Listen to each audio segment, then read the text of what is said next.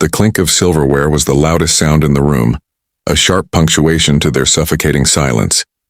Liam was perfectly pleasant, handsome even in a quiet, weathered way, but Alara felt nothing.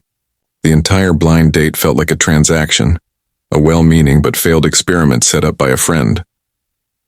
"So, you're an illustrator," he said, his voice gentle. "That must be creative." Alara forced a smile, pushing her roasted vegetables around the plate. "It has its moments. And you, logistics must be structured?" He nodded, a faint sadness in his eyes she couldn't quite place. "It pays the bills. And it's predictable. Predictable." The word echoed her own despair.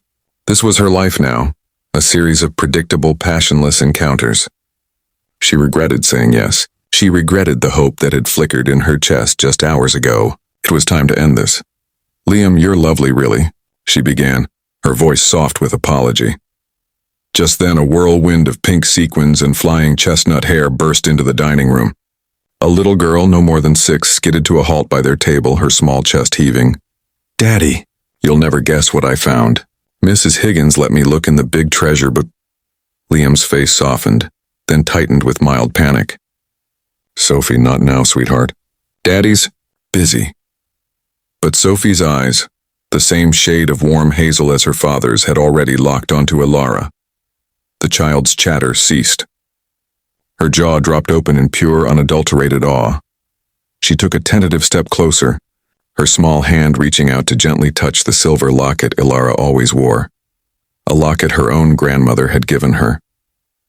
Tears welled in the little girl's eyes. "Daddy," she whispered, her voice trembling with a reverence that silenced the entire restaurant. "It's her." Liam looked stricken. "Sophie, please, no," Sophie insisted, her gaze never leaving Alara's face. A single tear traced a path through the freckles on her cheek. "It's her. The lady from your story. The one with the starlight in her hair and the music box laugh." Alara's breath hitched. Starlight in her hair. An old boyfriend had once said that to her, a lifetime ago. Sophie's small finger pointed shakily at the locket. "You open it, and there's a tiny pressed forget-me-not inside, because he said he could never forget you." A cold shock, like a plunge into an icy lake, seized Alara. Her fingers fumbled numb as she clicked the locket open. There, nestled against the faded velvet, was the tiny, perfect blue flower. Her eyes snapped to Liam's. The quiet, polite mask was gone, replaced by a raw, decades-old agony. This wasn't the man she'd just met. This was the boy from the university library, the one who'd written her poems and called her his muse. The boy who had vanished one summer, leaving only a shattered heart and a single pressed flower in her favorite book.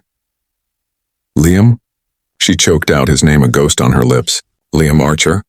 He looked down, his shoulders slumping in defeat. "I tried to find you, Alara. Years later I went back. But you were gone."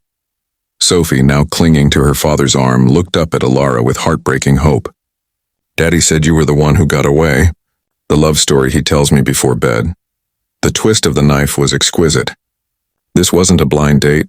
It was a second chance he'd been too afraid to name, orchestrated by a friend who knew his secret, and she had spent the entire evening regretting it.